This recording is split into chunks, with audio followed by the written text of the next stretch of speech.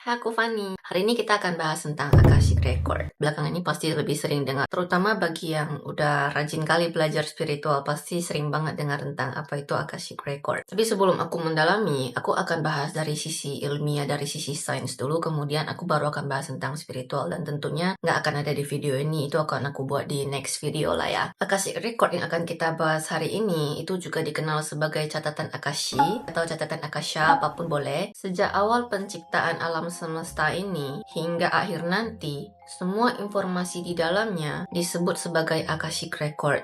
Semua itu sudah dicatat lengkap. Catatan ini mencakup semua yang terjadi setiap detik, setiap menit, tentang setiap manusia, tentang bunga, tentang pohon, batu. Diyakini bahwa semua informasi di alam semesta ini tersimpan di suatu tempat yang disebut Akasha. Kata Akasha berasal dari bahasa Sanskerta, artinya langit, ruang, kehampaan, atau ether, mengacu pada materi yang ada di ruang hampa. Biasa kita menganggap ruang hampa itu kosong. Di dalam kekosongan itu terdapat sesuatu yang disebut ether, yaitu medium perantara cahaya. India memiliki sebuah kitab kuno bernama Mahabharata. Mungkin kalian juga pernah dengar ya, yang menggambarkan sebuah peperangan besar yang pernah terjadi di zaman kuno. Mungkin pernah beneran terjadi peperangan yang teknologinya jauh lebih tinggi daripada zaman sekarang ini. Kitab ini memiliki total 1,8 juta kata. Kitab ini bukan yang terpanjang. Yang terpanjang di dunia adalah Kisah Raja Gesar dari Tibet yang panjangnya 3 kali lipat dari Mahabharata. Dalam Mahabharata disebutkan bahwa ujung langit terdapat sesuatu yang tidak dapat dilihat atau tidak dapat disentuh, yang diyakini menyimpan semua informasi dan pengetahuan di alam semesta ini. Tempat ini sering disebut dengan Akasha.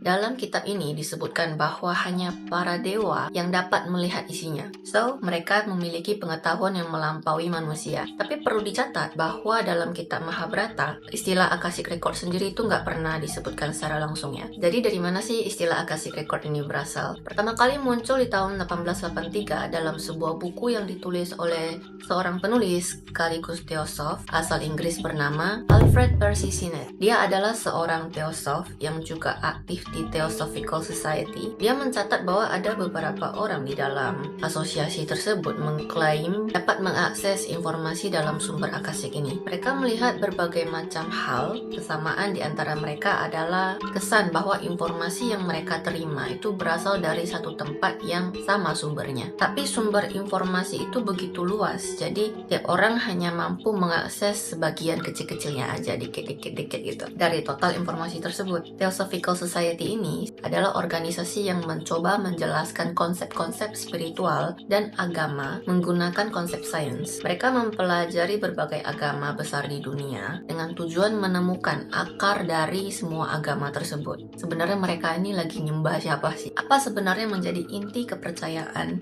dalam agama tersebut? Apa sumber dari semua spiritualitas ini? Di era 1880-an itu ya, pendekatan seperti ini dianggap lebih kontroversial. Organisasi ini sering disebut ajaran sesat karena mencoba menggunakan sains untuk menjelaskan agama, dan itu membuat mereka harus bergerak secara rahasia, diam-diam. Di masa itu, siapapun yang terlihat tidak taat pada agama resmi akan dianggap orang kafir dan bahkan bisa menghadapi penganiayaan, pembulian, atau bisa dihukum sama negara. Anggota Theosophical Society ini sendiri berasal dari latar belakang yang mereka juga punya agama tapi berbeda-beda. Mereka menemukan bahwa meskipun agama-agama di dunia ini memiliki dewa atau memiliki entitas yang berbeda, tapi pada dasarnya mereka semua tampaknya merujuk pada sesuatu yang sama, sebuah entitas spiritual, atau mungkin sebuah sumber informasi yang sama. Kenapa disebut sebuah informasi? Karena yang diceritakan oleh agama-agama sering sekali berupa kayak firman Tuhan, kisah-kisah Tuhan, atau perintah Tuhan. Semua itu adalah bentuk informasi.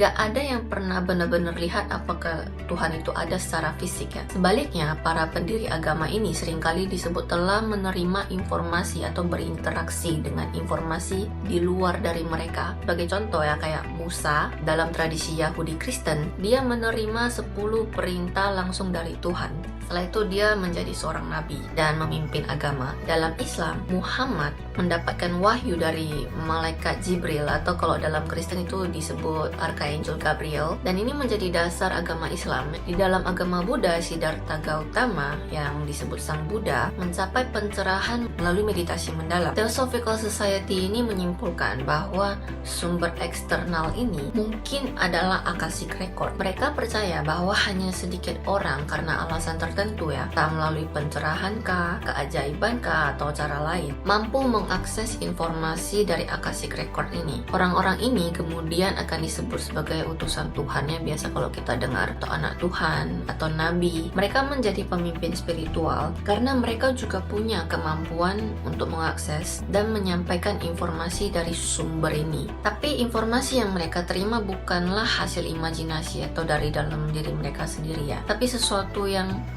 nyata, spesifik, dan seringkali sangat mendetail. Sebagai contoh ya, Musa menerima 10 perintah yang sangat spesifik dari Tuhan. Dalam Islam, wahyu yang diterima sama Muhammad begitu jelas sampai setiap kata dari Al-Quran dicatat sebagai firman Tuhan. Semua ini menunjukkan bahwa informasi, ya ini kan semua diterima namanya informasi ya, yang diterima berasal dari suatu sumber yang luar biasa besarnya. Hal ini nggak hanya terjadi di kalangan spiritual ya, juga terjadi dalam bidang sains. Ada beberapa orang yang kehebatannya hampir nggak bisa dijelaskan secara logis, hanya bisa dicurigai mungkin dia udah mengakses Akashic Record. Orang ini kontribusinya besar sekali dan keren banget. Kita akan bahas soal di hari ini. Namanya Srinivasa Ramanujan. Mungkin kalian juga pernah dengar. Dia ahli matematika yang berbeda banget dari ilmuwan-ilmuwan pada zaman dulu ya. Jadi dia itu lahir pada tahun 1887 di India ya, dalam keluarga Brahmana. Brahmana itu adalah kasta tertinggi dalam sistem kasta Hindu. Mereka punya banyak hak istimewa. Keluarganya ini sangat miskin. Gak semua keluarga Brahmana itu hidupnya berkecukupan. Sebagai seorang Brahmana, mereka juga memiliki aturan yang ketat banget ya, banyak sekali dogma. Salah satunya adalah larangan meninggalkan tanah kelahirannya. Jadi jika mereka melanggar aturan ini, mereka akan dianggap kehilangan status Brahmananya ya. Kondisi ini membuat Ramanujan tumbuh dengan pendidikan yang sangat terbatas. Sebagai keluarga yang memegang teguh tradisi Brahmana ini, agama adalah pendidikan dia dapatkan. Belajar membaca kitab suci, melakukan ritual dan doa-doa. Dia sama sekali nggak diajarkan pelajaran seperti matematika, sains, atau hal-hal akademis lainnya. Tapi kok dia bisa jadi ahli matematikawan? Kita lanjut ya. Jadi ketika dia berusia 13 tahun, waktu itu ada kesempatan bagus banget, ada sekolah dasar Inggris di India. Sesuatu yang luar biasa mulai terjadi. Ketika Ramanujan pertama kali diperkenalkan dengan konsep matematika, masih SD loh, dia langsung menunjukkan bakat luar biasanya ya. 3,141596 dan bla bla bla bla adalah bilangan desimal yang nggak terhingga. Ini nggak bisa dihitung pakai rumus, apalagi dihitung sama otak manusia. Tapi Ramanujan keren banget, entah bagaimana setelah komanya itu 141 bla bla bla bla selanjutnya ya, dan nggak ada salah sedikit pun. Dan ini udah dibuktikan ya. Ramanujan bilang angka-angka itu seakan-akan tercetak di kepalanya. Matematika hampir semuanya dipelajari secara otodidak, karena apa yang diajarkan guru matematika di sekolah itu dianggap terlalu mudah. Tapi ada satu masalah besar buat dia ini. Selain dari matematika, dia nggak bisa pelajaran apapun. Dia hanya bisa matematika tok. Akibatnya, dia nggak bisa lulus masuk ke universitas manapun. Tapi karena bakat matematikanya yang luar biasa ini ya, dia sering mendapatkan beasiswa. Dan akhirnya sampailah dia masuk ke universitas. Umur 16 tahun dia udah masuk universitas yang lumayan cepat. Tapi dia cuma belajar matematika dan nggak peduli sama mata pelajaran lainnya. Jadi dia nggak bisa berhasil lulus karena dia nggak dapat kredit. Dia kan masa kuliah kan kita perlu kredit. Kemudian untuk bertahan hidup sambil terus meneliti matematika, dia cari cara biar bisa fokus hanya sama matematika, sama bakatnya aja. Dia pingin ada orang yang sponsori dia gitu, semacam ngasih uang buat kebutuhan hidup supaya dia bisa terus riset matematika. Akhirnya dia menulis 3 surat untuk ahli matematikawannya pada saat itu. Isinya itu beberapa rumus matematika dan beberapa teori yang diklaim adalah hasil temuan dia sendiri ya. Jadi salah satu surat itu sampai ke Profesor Hardy, yaitu profesor matematika di Universitas Cambridge. Awalnya, Profesor Hardy ini baca surat itu, dia dengan perasaan skeptis. Banyak rumus yang dikirimkan sama Ramanujan yang sebenarnya adalah rumus-rumus dasar yang sudah dikenal. Profesor Hardy mikir, nih orang ngapain? Ngirim-ngirim rumus-rumus yang udah ada di buku matematika. Terus dia bilang ini hasil temuannya sendiri ya. Tapi kemudian, Profesor nemuin salah satu rumus di surat yang bikin dia terkaget-kaget. Rumus ini adalah rumus matematika yang selama ini lagi diteliti sama Profesor Hardy udah bertahun-tahun dan baru aja selesai. Jadi secara teori, orang di dunia luar selain Profesor Hardy nggak ada yang tahu. Tapi tiba-tiba rumus ini ada di dalam surat yang dikirim sama Ramanujan. Lalu dia lanjut beberapa rumus-rumus di surat yang dikirimkan sama Ramanujannya. Setelah baca, dia ketemu sama banyak banget rumus yang nggak pernah dilihatnya sama sekali. Dan dia juga nggak ngerti itu rumus buat apa ya. Tapi setelah dihitung ulang, semuanya dicek-cek ulang, ternyata semua itu benar. Dan saat itu, Profesor Hardy sampai mikir, apa ini surat datang dari masa depan ya?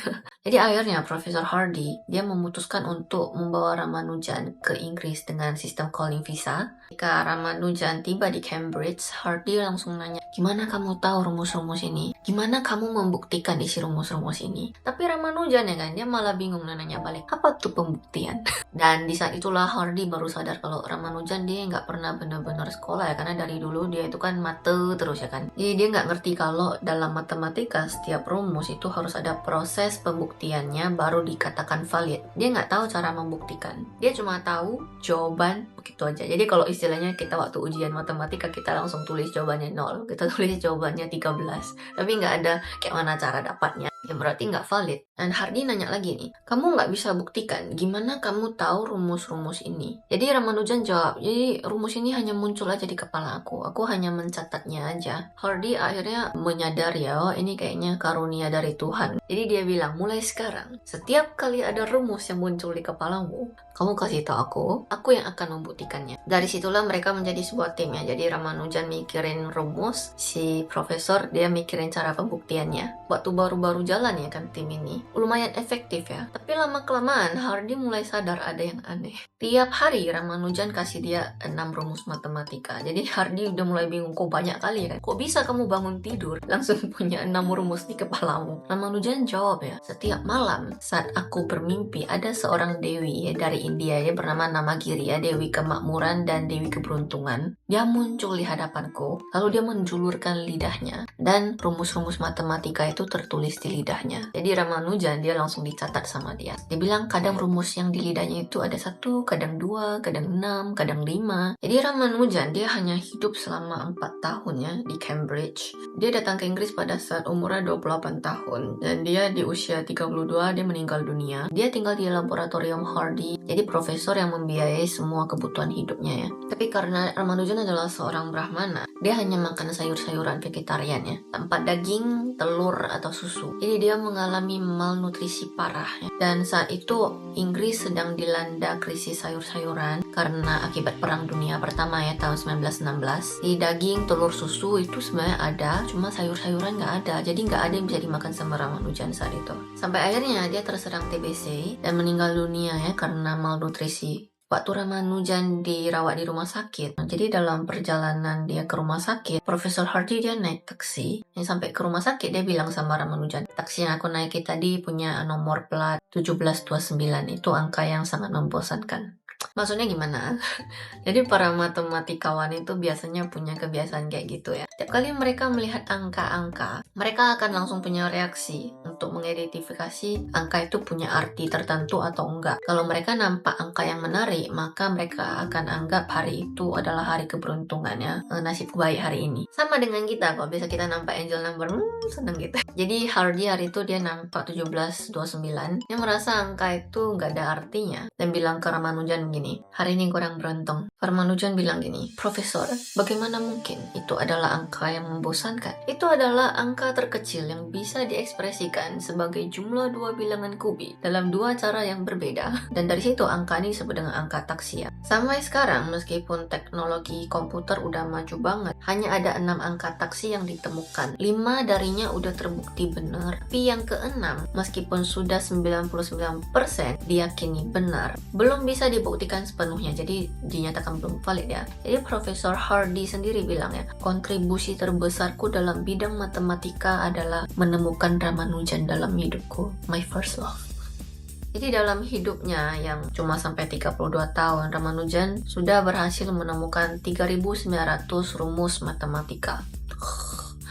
Kebanyakan dari rumus matematika ini belum sempat dia buktikan. Jadi setelah 100 tahun kemudian, sebagian besar rumus matematika yang ditunjukkan sama Ramanujan itu sudah dibuktikan valid betul ya. Beberapa darinya masih belum terbukti dan bahkan masih ada yang belum diketahui fungsi dari rumus matematika itu apa. Salah satu rumus matematika terakhir yang ditemukan sebelum dia meninggal itu disebut Ramanujan theta function. Rumus ini penting banget dalam penelitian lubang hitam, black hole. Dia bilang rumus itu datang dari mimpinya sehari sebelum dia meninggal. Pada tahun 2012 ada seorang ilmuwan yang sedang meneliti tentang black hole menemukan bahwa rumus ini bisa digunakan untuk mendeskripsikan lubang hitam. Lalu di tahun 2019, semakin banyak rumus yang dikasih sama Ramanujan ini ditemukan relevan banget untuk menghitung entropi dan informasi tentang lubang hitam. Dan rumus-rumus ini sekarang menjadi bagian yang penting banget dalam string theory dan M theory. Ini nanti juga akan aku jelasin ya suatu saat. Rumus-rumus itu jelas banget kan sesuatu yang bisa sembarang dipikirin sama otak manusia tiba-tiba muncul gitu. Ini maksudnya gini, manusia gak mungkin bisa mikir sampai ke arah itu dan menciptakan sebuah rumus tiba-tiba out of nowhere karena kita gak tahu apa yang sebenarnya ada di dalamnya. Jadi ini kayak sesuatu yang mesti dikasih langsung dari atas gitu, semacam wahyu. Kamu cuma perlu memasukkan angka dan memverifikasikan bahwa itu betul. Tapi proses untuk sampai ke sana gak tahu gimana. Jadi Ramanujan sendiri di zamannya itu masih belum tahu tentang keberadaan black hole. Tapi salah satu solusi spesifik dari rumus yang udah ditemukan sama Ramanujan sekarang diduga menggambarkan singularitas ya. Singularitas ini adalah sesuatu yang nggak bisa kita lihat ya. Di film Interstellar juga disebutkan bahwa kita nggak mungkin tahu apa yang ada di dalam singularitas. Tapi sekarang Ramanujan memberikan rumus itu ke depan kita untuk pertama kalinya dalam matematika. Ini bisa memungkinkan kita melihat apa isi dan gambaran black hole. Sampai sekarang kita masih nggak bisa melihat singularitas itu. Jadi gimana kita memverifikasikannya? Jadi di sini juga agak membingungkan. Terus apa tujuan kekuatan misterius ini ngasih manusia kemampuan untuk melihat hal-hal seperti ini? Sekarang ada dugaan ya bahwa rumus-rumus yang ditemukan sama Ramanujan itu berasal dari Akashic Record. Karena hasil temuannya itu bukan hasil hitung-hitungannya. Jadi semua baru bisa dibuktikan sedikit demi sedikit setelah beberapa tahun kematiannya. Jadi Akashic Record ini sebenarnya bisa dijelaskan secara ilmiah dan memang exist. Selain Ramanujan, ada ilmuwan lain yang juga diduga bisa mengakses Akashic Record. Tidak lain dari yang lain adalah Nikola Tesla.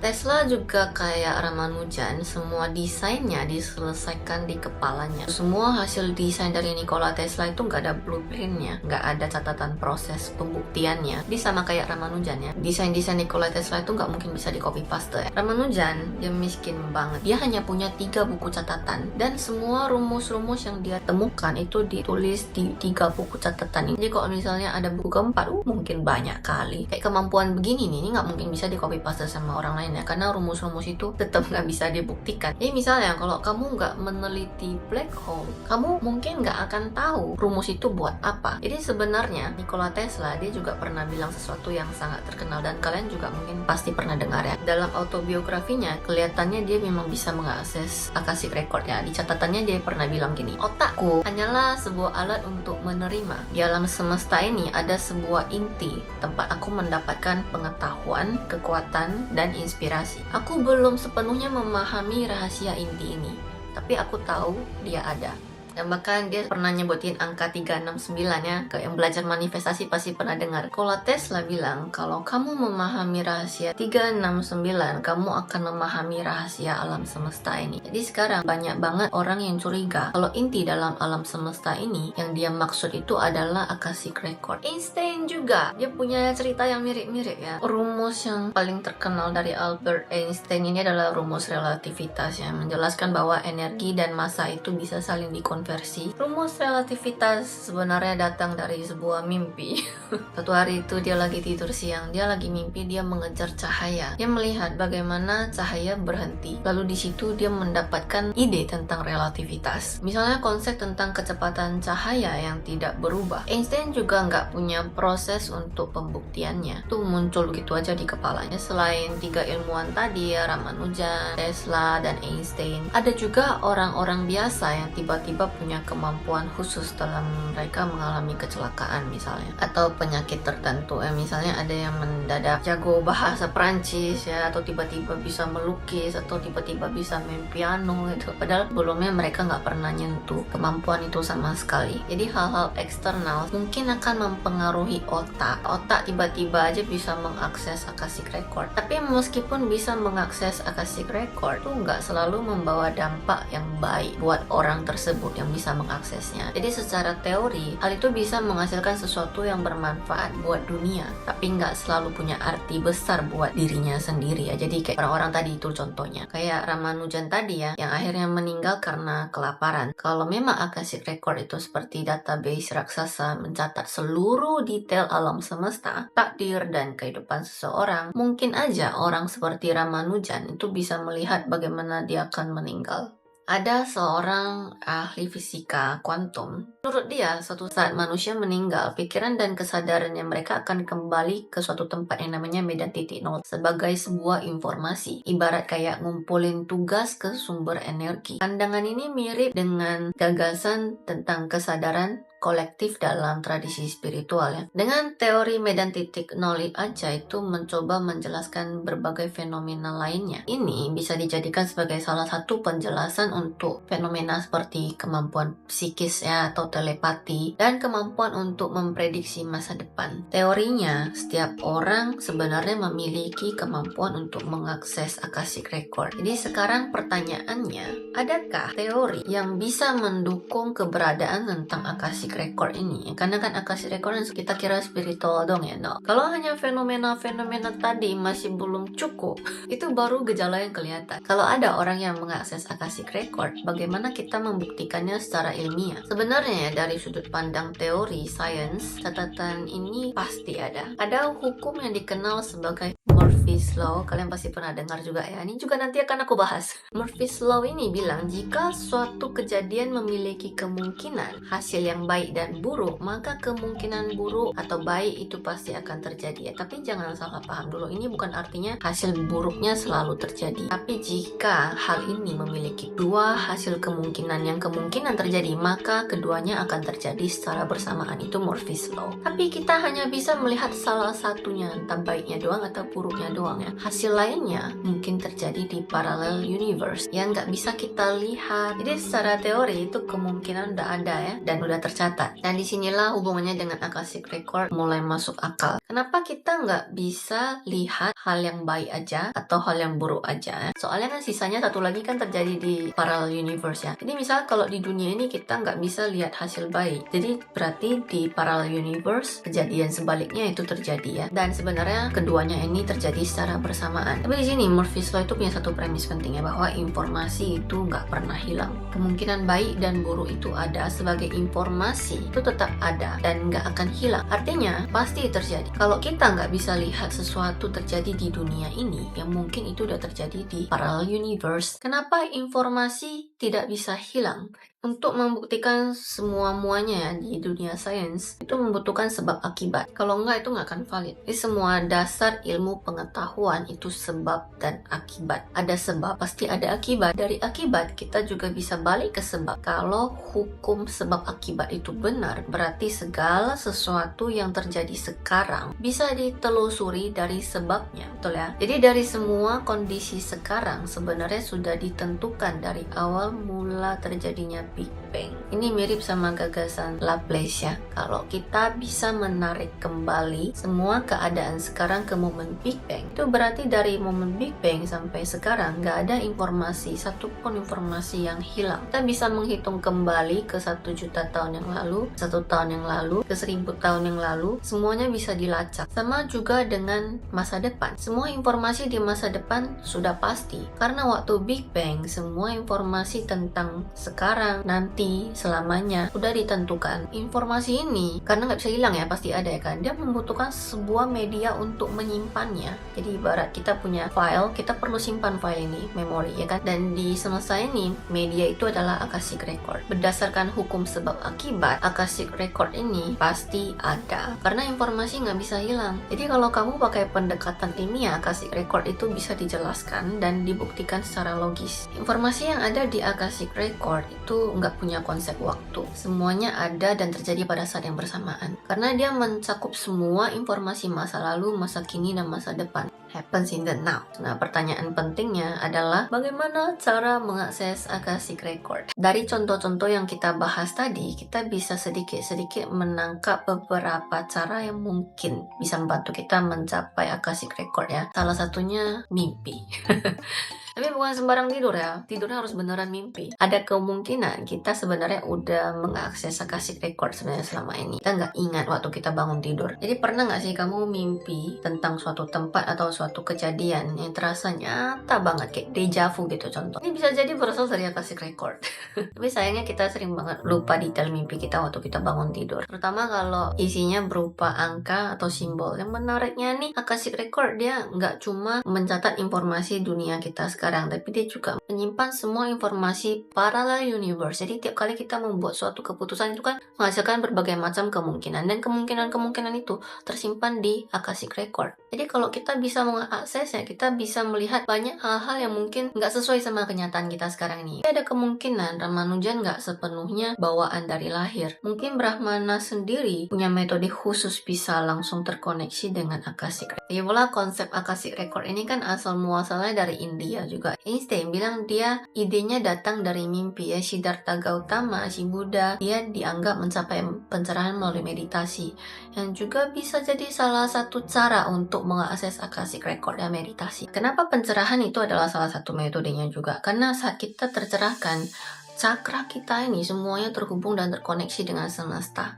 Ya, gampang dong terkoneksi ke Akashic Record ya. Beberapa peneliti menduga bahwa aktivitas otak kanan kita kan kerjanya imajinasi, ini kan logika ya. Jadi otak kanan ini harus aktif untuk mengakses informasi Akashic Record. Karena otak kanan dia lebih terkait dengan intuisi, dengan visualisasi. Jadi informasi dari Akashic Record ini bentuknya seperti apa sih? Saat ini banyak yang percaya bahwa sebagian besar informasinya itu berupa gambaran visual. Kalau kamu mencoba mengaksesnya, yang kamu lihat mungkin hanya sebuah gambar yang gak ada konteks. Ibarat kayak kamu lagi mengingat sebuah memori di kepala kamu, yang kayak memori kamu waktu kamu umur 6 tahun atau umur 13 tahun waktu lulus kuliah gitu atau apa. Itu kan hanya sebuah gambar di kepalamu. Jadi Akashic Record itu dia memori semesta. Jadi juga dari gambaran-gambaran seperti itu.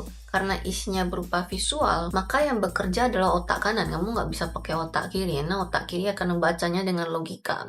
Ini juga bisa membantu kita menjelaskan para peramal ya, kenapa mereka bisa melihat beberapa gambaran masa depan. Jadi ini juga kemungkinan terhubung sama Akashic Record ya. Kalau kamu sering mengalami mimpi, atau kamu bisa masuk ke dalam mimpi-mimpi peramal gitu, artinya kamu juga punya kemampuan untuk mengakses Akashic Record. Pasti kalian pernah mimpi kayak gitu, kayak aku pernah mimpi terus kejadian beneran. Artinya kamu beneran bisa mengakses Akashic Record, kamu hanya perlu mengingat kembali. Masalahnya gimana nih caranya kita kontrol mimpi kita ya, supaya kamu bisa menerima informasi lebih banyak. Ini butuh latihan lah, atau ada orang memang punya bakat di situ. Jadi ini akan masuk ke pembahasan lucid dream ya, mimpi sadar. Lucid dream adalah jenis mimpi yang bisa kamu kendalikan. Ada beberapa orang bisa tuh lucid dream, nanti juga kita bahas ya, bahasan baru lagi. Tapi ingat ya, walaupun kamu melihat informasi dalamnya itu, kamu nggak bisa mengubah apapun ya, karena informasi yang kamu lihat ini udah pernah dibahas sebelumnya. Ini sekarang kamu berpikir terus, apa gunanya aku bisa mengakses Akashic Record ini? Apakah benar-benar ada manfaatnya? Ya, jawabannya jelas ada dong,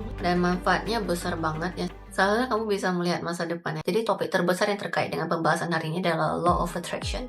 Topik ini sebenarnya luas banget dan kita bisa bahas secara terpisah ya. Tapi yang pasti semua ini saling terhubung. Contoh lain, kalian pasti kenal Baba Pramal terkenal itu ya, dari Bulgaria. Dia buta, tapi yang dia lihat itu semuanya berupa gambaran di otaknya. Dia itu bukan buta sejak lahir. Waktu kecil dia pernah mengalami tornado yang buat matanya nggak bisa melihat lagi. Setelah itu dia hanya bisa melihat sesuatu yang berupa visualisasi di pikirannya. Atau abstrak banget ya, karena terlalu umum ya. Karena tiap orang kalau melihat sebuah foto, sebuah gambar mau dideskripsikan juga tiap orang akan mendeskripsikannya secara berbeda ya, dengan kata-kata yang mereka pahami sendiri ya. Kok bisa ya Ramanujan melihat rumus-rumus itu dengan jelas banget ya? Itu kerennya dia di situ. Akurat pula dia, nggak ada yang salah satupun. Jadi kembali ke Akashic Record. Jadi sebenarnya ada di mana sih ya? Yang katanya nggak bisa dilihat, nggak bisa disentuh ya. Kesannya jauh banget di luar sana. Ada orang yang bisa terhubung sama Akashic Record. Jadi kayaknya nggak sepenuhnya terlalu jauh juga dari kita ya. Sekarang ada teori kalau Akashic Record itu mungkin adalah salah satu bentuk energi gelap.